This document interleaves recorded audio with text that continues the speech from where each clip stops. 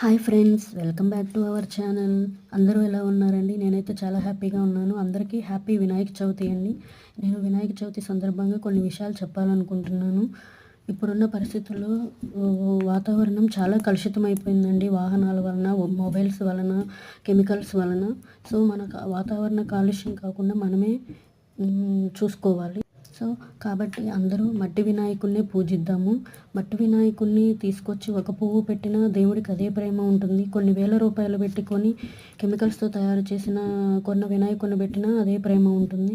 కాబట్టి అందరూ మట్టి వినాయకుడిని పూజిద్దాం. మట్టి వినాయకుడిని నిమజ్జనం చేద్దాం. మట్టి వినాయకుడిని పెట్టడం వలన ఎన్నో రకాల జీవరాశులకు, వాటర్లో ఉన్న జీవరాశులకు, యానిమల్స్కి ఎలాంటి కలుషితం కాకుండా ఉంటుందండి. సో ప్లీజ్, నేను చెప్పినవి నచ్చితే like and subscribe. Thank you for watching.